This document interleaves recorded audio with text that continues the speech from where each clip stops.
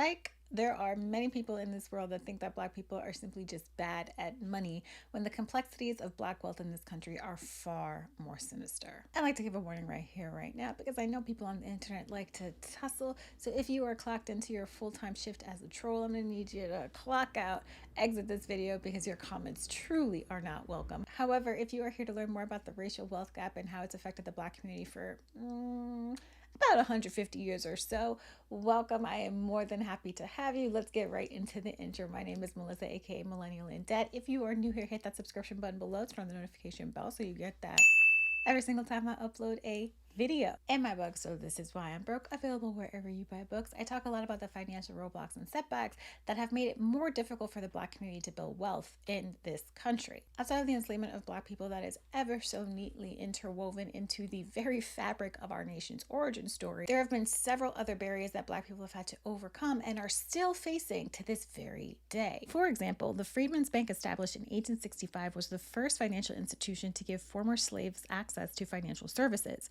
This bank helped now freedmen establish savings for large purchases and build emergency savings to prepare for income fluctuation. This means that people who had accounts were more likely to own real estate, more likely to start businesses, and more likely to send themselves and their children to school. Three very big pieces in the wealth building wheel. Would you like to guess what happened? No need.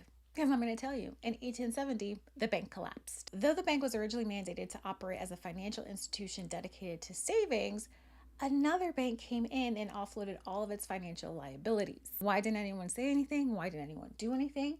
That is because the board of trustees at a bank that was created for Black people consisted of only white people. What? So the depositors' money was invested in railroad companies and real estate ventures that did not pay off in the end, obviously. And one of the most poignant things that happened as a result of the collapse, the bank's failure created a mistrust of financial institutions in the Black community. Why? Because the majority of the investors lost their life savings at the bank's collapse. There was no FDIC in 1870. Besides the financial exclusion that occurred after the Freedmen Bank's collapse, we had things like Jim Crow laws, segregation, redlining that made it substantially more difficult for the Black community to build wealth. Now, I know you may be thinking, Melissa, girl, that was a very, very long time ago. I don't understand why that's still an issue here today in 2024. But let's take a look at some more recent facts, shall we? As of 2022, the median net worth of Black households has spiked by 60% since 2019, and it's now up to $45,000. This is a good thing, right? Especially after the panini ravaged the Black community, placing them at a 16.8% unemployment rate in May of 2020, higher than the national average of unemployment at 14.8% in its peak in April 2020. So as we celebrate that the median of the Black households' wealth has increased, we must also take note that the median wealth in white households is $285,000.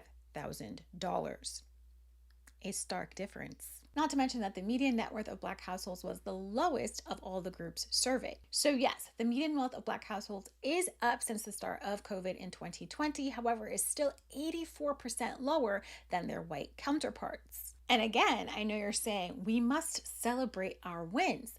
Let's talk about what was the actual cause in the spike from 2019 to 2022 in the Black household wealth dynamic. One factor contributing to the slight shrinking of the wealth gap in the country is that Black households have far less diversified assets in comparison to white households. So because they are participating less in the stock market, which is a major wealth building tool, they were not impacted as much by the 20% drop in the S&P 500 in 2022.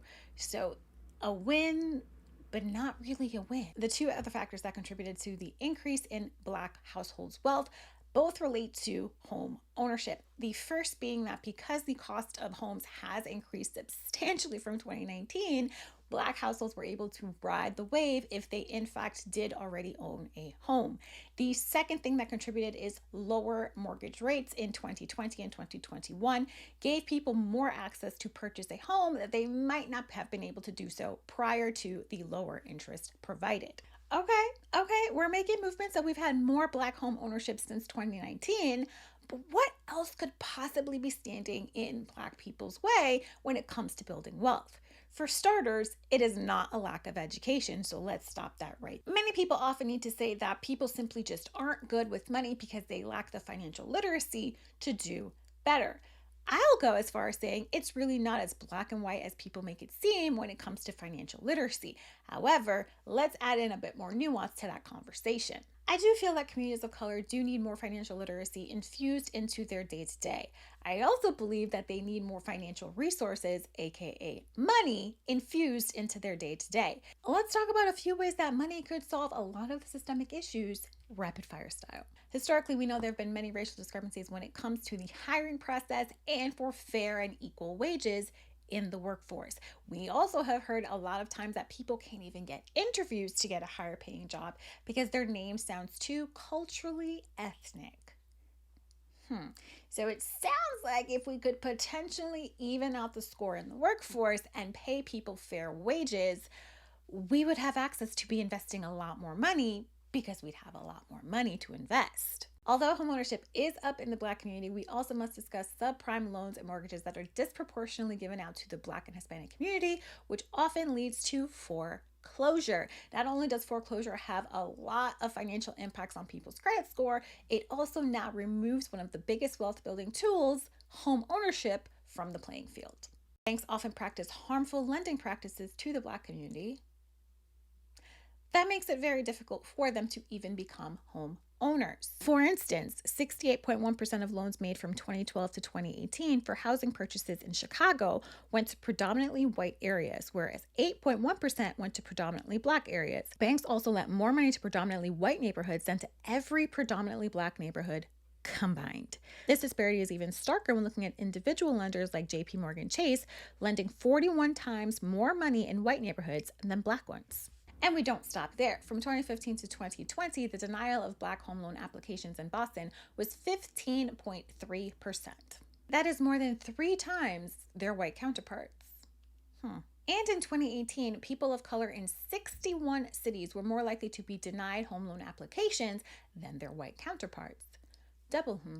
Leaving home ownership aside, let's talk about education and student loans, shall we? I mean, I am millennial in debt, so let's open up that conversation. 86% of Black students take out loans to go to college in comparison to 68% of white people that do the same. Black bachelor's degree holders have an average debt of $52,000 upon graduation. Couple that with the pay gap, and we are moving investing and home ownership further down the line, which again, 2 major wealth building assets. I could go on and on, but we'll stop here. There is a ton of nuance missing from the Black wealth conversation on the internet, and I hope this video has helped give you the information and the confidence to speak up whenever you hear people say, well, why can't they just pick themselves up by the bootstraps? That's because there are no shoes, baby. It's a very different conversation, a very different dynamic, systemically created to make it difficult to truly build generational wealth in the Black community. It is not that Black people simply don't know better, so they can't do better. They do know better and are actively denied the opportunity to do so. And with that, I leave you with a very, very, very happy Black History Month, and I will catch you in the next one. Peace.